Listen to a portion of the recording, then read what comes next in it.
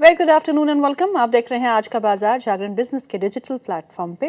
बाजारों की शुरुआत करने से पहले तो आप सबको ढेर सारी बधाइयाँ, because it's a proud moment for all Indians.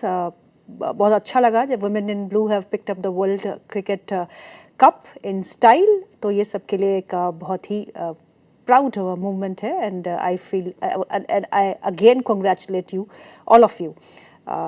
अब मार्केट्स की शुरुआत करते हैं और मार्केट्स में बातचीत करते हैं। स्ट्रॉन्ग अक्टूबर मंथ रहा as far as the data points are concerned. UPI transactions 20 billion पार हो गए अक्टूबर में, और अक्टूबर 18 को record highest number of transactions 754 million. Look at the scale.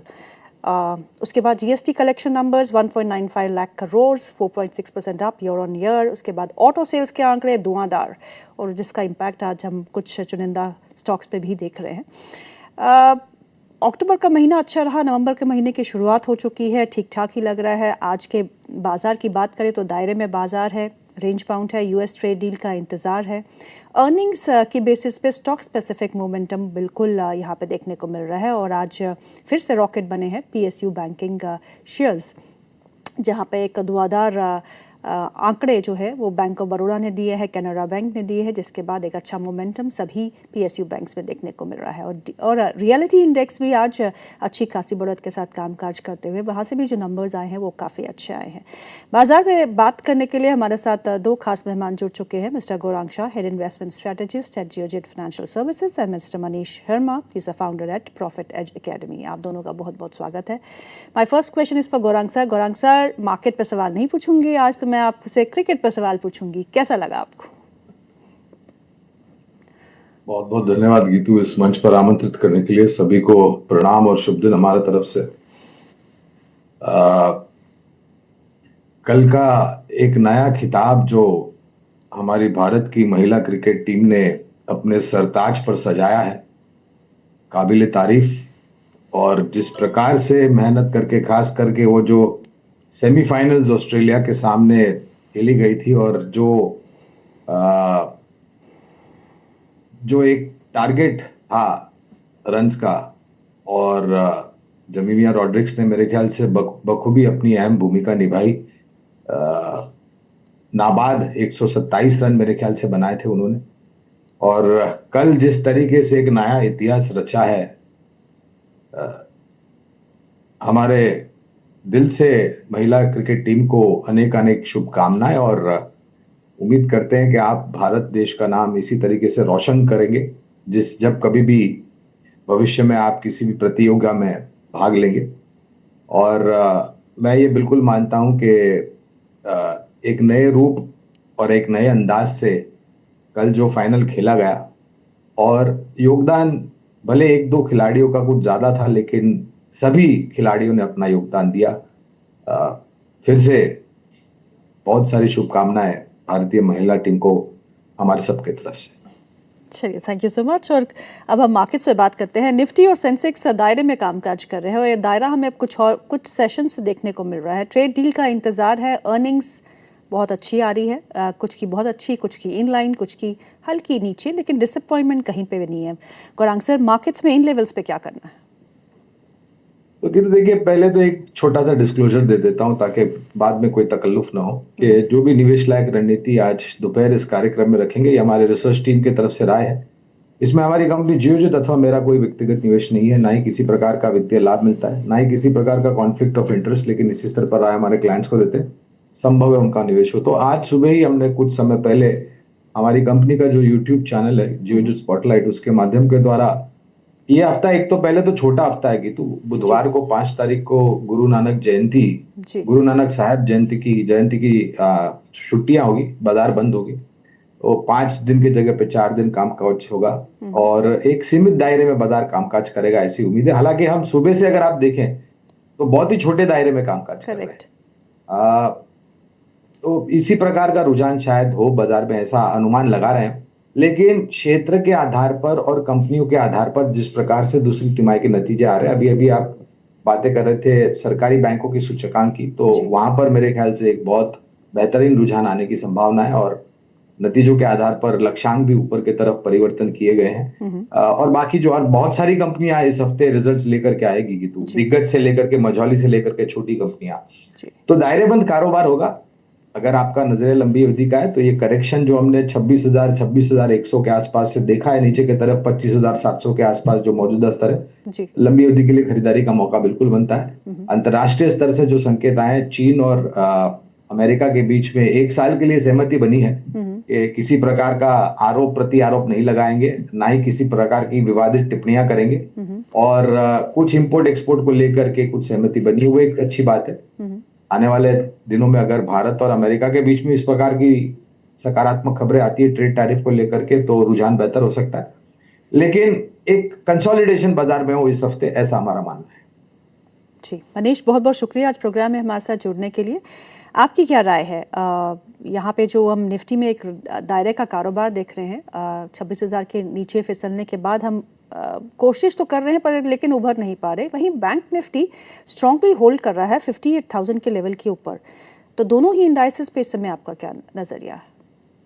कि बैंक निफ्टी में खासकर पीएसयू बैंक्स में काफी अच्छा आउट परफॉर्मेंस हमें देखने मिल रहा है। लगातार पिछले 10 से 15 दिन से अगर आप देखें तो पीएसयू बैंक्स ने ही काफी अच्छी रैली दिखाई है और मुझे लगता है आने वाले दिनों में ये मोमेंटम कंटिन्यू रह सकता है। निफ्टी भी कहीं ना कहीं यहाँ पे बेस लेवल बनाने की कोशिश कर रहा है 25,600 25,700, ये बहुत अच्छा सपोर्ट जोन है और यहाँ से मुझे लगता है वापस एक बार कोशिश हो सकती है आने वाले दिनों में 26,000 टच करने की या 26,000 क्रॉस करने की। तो मेरा यहाँ से मानना है कि मार्केट एक बेस बना सकता है और वापस बाउंस बैक कर सकता है। गौरांग सर, मारुति के स्टॉक में आज बिकवाली है। हालांकि सेल्स के आंकड़े काफ़ी अच्छे रहे, इन लाइन ही रहे। मारुति के स्टॉक पे इस समय क्या करना चाहिए और वो ऑटो स्पेस पे आपका नज़रिया इन आंकड़ों के बाद कोई अपग्रेड? देखिए, अपग्रेड के लिए थोड़ा समय लगता है गीतू, क्योंकि काम काज करना पड़ता है, आंकड़ों को तोड़ना पड़ता है और फिर उसका विश्लेषण निकालना पड़ता है। लेकिन ऑटो क्षेत्र पर सकारात्मक नजरिया पहले भी था और अब भी है, जिस प्रकार से अच्छे परिवर्तन सरकार के तरफ से किए गए हैं और एक बहुत बड़ा एक्सपोर्ट मार्केट जो है गीतू, वो हमें लग रहा है कि बहुत बड़ी अपॉर्चुनिटी होगी।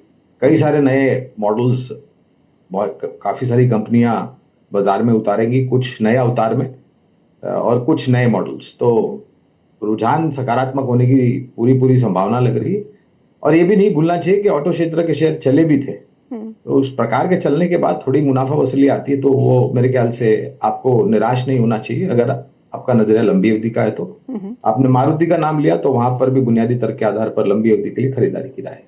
अर्निंग्स के बाद आज मारुति में थोड़ी बहुत गिरावट देखने को मिल रही है। जेफरीज ने जो है इनका टारगेट आई गेस डाउनग्रेड किया है स्टॉक को to hold from buy, so that is what is playing out. नतीजे ठीक ठाक ही रहे थे, लेकिन द मार्केट्स में पहले एक अच्छा रुझान हमको मारुति के स्टॉक में देखने को मिला था, लेकिन उसके बाद अब थोड़ा बहुत मुनाफा वसूली यहाँ पे देखने को मिल रही है। मारुति के स्टॉक को डिस्कस करते हैं। मनीष, मारुति ऑन चार्ट से इस डिप पे खरीदना है? तो जी, ये सेक्टर वाइज अगर बात करें तो मुझे लगता है कि एमएनएम थोड़ा आउट परफॉर्म कर सकता है ये ओवरऑल सेक्टर में। और मारुति की जो इंपॉर्टेंट सपोर्ट लेवल्स आते हैं वो आते हैं करीबन 14,000 के आसपास। तो यहाँ से थोड़ा और वेट एंड वॉच करना चाहिए, मुझे लगता है थोड़ा और फॉल में देखने मिल सकता है। बट 14,000 का सपोर्ट आ रहा है डेली एंड वीकली चार्ट पे। और एमएनएम में क्या करना है? आपने एमएनएम का नाम लिया, वो आज हरे निशान में है, 1% ऊपर। जी, एमएनएम में एक फ्रेश ब्रेकआउट हमें देखने मिल रहा है। मुझे लगता है ये कहीं ना कहीं ऑटोमोबाइल सेक्टर में आने वाले दिनों में एमएनएम आउट परफॉर्म कर सकता है। एमएनएम एक लीडर बन सकता है ऑटोमोबाइल सेक्टर का, तो एमएनएम पे जरूर फोकस रखना चाहिए। जी, आज निफ्टी का टॉप गेनर जो है वो है श्रीराम फाइनेंस। काफ़ी अच्छा मोमेंटम जो है स्टॉक में देखने को मिल रहा है, क्योंकि नतीजे काफ़ी अच्छे रहे और इसके बहुत सारे ब्रोकिंग हाउसेज ने इसको ओवरवेट देके टारगेट प्राइस बढ़ा भी दिया है। तो श्रीराम फाइनेंस और बाकी एनबीएफसीज पे इस समय क्या करना चाहिए गौरांग सर? नतीजे ठीक ठाक ही रहे हैं, कॉस्ट ऑफ फंड्स भी में भी रिडक्शन देखने को मिला है। That is what is holding up all these NBFCs. और 25 बेसिस पॉइंट की कटौती जो फेड ने की है, उसके बाद ये अनुमान जताया जा रहा है कि यहाँ पे भी reserve bank of India 25 basis point की कटौती कर सकता है दिसंबर पॉलिसी में। उसके चलते हुए एनबीएफसी पे आपका नजरिया? देखिए, पूरा वित्तीय ब्रह्मांड की तो अच्छा लगता है, चाहे फिर वो सरकारी बैंक हो, चाहे वो निजी क्षेत्र की बैंक हो, या फिर मजबूत एनबीएफसीज। और ब्याज दरें बाकी दुनिया भर में बाद में कटना शुरू हुई थी, हमारे देश में मेरे ख्याल से हमने पहल किया था जी। और मैं ये बिल्कुल मानता हूं कि जो पावेल साहब ने किया है वो जरूरी नहीं है हमारे चेयरमैन साहब उसकी नकल करें। हमारे देश में क्या आंकड़े आते हैं अर्थव्यवस्था को लेकर के वो देखना जरूरी होता है जब भी आप निर्णय लेते हैं ब्याज दरों में कटौती के लिए। उम्मीद है कि शायद दिसंबर में हो, बशर्ते कि हमारे यहाँ पर महंगाई दर के आंकड़े, विकास दर के आंकड़े और बाकी अन्य आंकड़े सकारात्मक आए, ऐसी संभावना लग रही है। लेकिन श्रीराम का जो आपने नाम लिया, श्रीराम फाइनेंस का, वहां पर खरीदारी की राय है, बजाज फाइनेंस पर खरीदारी की राय है, M&M फाइनेंस, काफी सारी कंपनियां गीतू, चोलामंडलम इन्वेस्टमेंट्स है, L&T फाइनेंस एंड होल्डिंग, और ये सभी कंपनियों को अगर आप देखें तो नतीजों के आधार पर बेहतर रुझान लेकर के आई। आंकड़े पिछली तिमाही की तुलना में बेहतर आए, इसलिए काफी कुछ कंपनियों के जो लक्ष्यांक है उसमें हमने परिवर्तन आता हुआ दिखा है। और आने वाले भविष्य में ब्याज दरें कम तो होगी, उसके साथ साथ जो एसेट क्वालिटी है गीतू उसमें सुधार हो रहा है। ग्रॉस नेट NPA प्रोविजनिंग जो की गई थी वो फिर से बैलेंस शीट पर मजबूती के रूप में लौट करके आ रही है और ऋण की मांग बढ़ेगी, क्योंकि भारत, देखिए, एक बहुत ही साधारण सी विचारधारा है कि भारत अगर नेक्स्ट $1 ट्रिलियन इकोनॉमी बनना चाहता है और हमारी सबकी आकांक्षा है कि भारत एक सबसे बड़ा उत्पादन क्षमता वाला देश बने, तो ऋण जो NBFC फाइनेंस सेक्टर है उसका योगदान तो आना ही पड़ेगा, उसके सिवाय हम यहाँ तक नहीं पहुंच पाए। बिल्कुल सही कहा आपने। और श्रीराम फाइनेंस आज 5% ऊपर है, ऑल टाइम हाई पे इस समय कामकाज करते हुए। एक और स्टॉक जो ऑल टाइम हाई पे है वो BOB बैंक ऑफ बड़ौदा 292 का लेवल है। नतीजों के बाद एक जोरदार तेजी इस स्टॉक में देखने को मिल रही, 5.25% का इजाफा है। ऑल टाइम हाई पे बैंक ऑफ बड़ौदा का स्टॉक भी कामकाज करते हुए। BOB ऑन चार्ट्स, मनीष, क्या करना है? तो जी, नए लेवल्स ओपन हो चुके हैं। मुझे लगता है 300 का लेवल ब्रेक करता तो और 320 330 तक ये एक्सटेंड कर सकती है रैली। और काफी सारे PSU बैंक्स में अच्छे ब्रेकआउट्स है, जैसे कैनरा बैंक है, इंडियन बैंक है, यूको बैंक है। तो ये बैंक्स पे फोकस रखना चाहिए और मुझे लगता है यही बैंक्स आउट परफॉर्म करके बैंक निफ्टी को भी 60,000 के लेवल्स तक लेके जा सकते हैं। तो खरीदना क्या मनीष, लार्ज कैप SBI या फिर सेकेंड रंग बैंक्स लाइक IOC, माफ कीजिएगा, बैंक ऑफ बड़ौदा है, SBI है, इंडियन बैंक है, कैनरा बैंक है, ये सब में ब्रेकआउट्स है। सो बैंकिंग स्पेस में काफ़ी अच्छा एक रुझान देखने को मिल रहा है। और IDFC फर्स्ट बैंक बहुत दिनों के बाद जो है 80 के लेवल के ऊपर भी प्राइवेट सेक्टर बैंक है, 82 के आसपास कामकाज करते हुए। प्राइवेट सेक्टर बैंक्स में उतना रुझान नहीं देखने को मिल रहा, हालांकि HDFC is holding up in green, IDFC is also in green, post a good momentum, but फिर भी थोड़ा बहुत यहाँ पे फिजल आउट होते हुए private sector banks. And out performance clearly इस समय जो है वो पब्लिक सेक्टर बैंक से देखने को मिल रही है। गौरांग सर, लेंसकार्ट का IPO बड़े सुर्खियों में है वैल्यूएशंस को लेके, क्या आपकी कवरेज इस IPO पे है, और अगर है तो आपका क्या व्यू बन रहा है इस समय? देखिए, एक यही कारण था जिसके कारण हमने IPO नोट नहीं निकाली है लेंसकार्ट के ऊपर। तो मूल्यांकन, ये एक विचारधारा है गीतू। देखिए, आप जो IPO, मेरे ख्याल से 382 और 402 ये एक प्राइस बैंड है जी। काफी लोग IPO की जब घोषणा हुई थी और मूल्यांकन की जो घोषणा हुई थी उसको लेकर के चिंतित थे। आप ऐसे कारोबार में है जहां पर मेरी जहां तक जानकारी है और मेरी जहां तक सोच और समझ, मैं कितना सही गलत मुझे नहीं पता, लेकिन अनऑर्गेनाइज सेक्टर में सबसे बड़ा competition optical glasses and I care में आता हुआ दिखा है। एक नाम जो लिस्टेड ऑलरेडी है वो है टाइटन, जो कि टाइटन आई केयर का कामकाज करती है। अब ये प्रतिस्पर्धा जो है वो कितने आपके जो आय है उस पर असर करता है, और खास करके जो आपका शुद्ध मुनाफा है आने वाले भविष्य में जो आप कामकाज करेंगे उस पर कितना करेगा। तो एक प्रश्न चिन्ह बिल्कुल लगा हुआ है। मेरे ख्याल से लिस्टिंग हो जाने दीजिए, बाद में चर्चा करेंगे, लेकिन हाँ, बाजार में ये चर्चा बिल्कुल है कि महंगा है। हालांकि हमने कोई IPO नोट नहीं निकाली, इसलिए मैं विशेष रूप में टिप्पणी नहीं करूंगा। चलिए, टाइटन पे बता दीजिए, टाइटन पे आपकी क्या राय है? तो मुझे तो ये भी नहीं पता कि वो तारीख भी मुझे पता नहीं, कितने सालों से हमने खरीदारी की राय दी है। और ये केवल मात्र आई केयर को लेकर के नहीं है, इनके कारोबार चौतरफा फैले हुए। आप रिस्ट वॉचेस को ले लीजिए, आप जेम्स एंड ज्वेलरी को ले लीजिए, आप हाई एंड सेगमेंट कंपनी का अधिग्रहण किया था प्लेटिनियम जरी में, मेरे ख्याल से कैरेट लेन नाम था उसका जी। उसका अच्छा कामकाज है। Eye care, accessories, personal products, perfumes वगैरह वगैरह, और सभी तरीके से योगदान आपको आते हुए दिखता है। और जिस तरीके से सोने के दाम है, आपको तो पता है, हमारा हमारी राय सोने को लेकर के काफी सालों से बहुत ही स्पष्ट रूप से रही है। जी। तो अगर आपका निवेश टाइटन कंपनी में है तो बने रहे, नहीं है तो आप खरीदारी कर सकते हैं, बशर्ते कि आपका नजरिया लंबी अवधि का हो। आज कैपिटल मार्केट से जुड़ी हुई कंपनियों में भी एक अच्छा रुझान देखने को मिल रहा है। आप मोतीलाल ओसवाल को देखिएगा, 1004 के लेवल पे है, करीबन 2.5% का इजाफा है। एबी कैपिटल 3% ऊपर कामकाज करते हुए, बॉम्बे स्टॉक एक्सचेंज का स्टॉक 3% है, ऊपर है 2551 के आसपास कामकाज करते हुए। इन स्टॉक्स पे इस समय क्या नजरिया बन रहा है मनीष आपका? और एनएसडीएल में भी एक अच्छा मोमेंटम देखने को मिल रहा है। जी, ये सब स्टॉक्स में काफी अच्छे ब्रेकआउट्स है।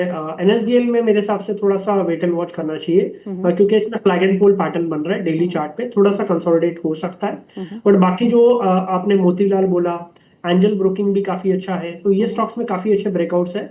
और आने वाले दिनों में मुझे लगता है कि निफ्टी यहाँ पे एक बेस बना रहा है, वापस 26,000 के लेवल अगर ट्राई करता है, 26,000 क्रॉस कर लेता है, तो ये स्टॉक्स में काफी अच्छी रैली हमें देखने मिल सकती है।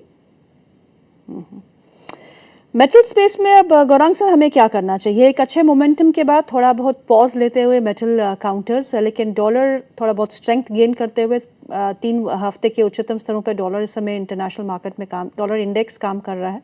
तो मेटल एज ए स्पेस अभी भी आपको अच्छा लगता है? और अगर अच्छा लगता है तो क्या खरीदना है? आप अर्निंग्स भी देख चुके हैं, तो अर्निंग्स के हिसाब से क्या अच्छा लगता है आपको?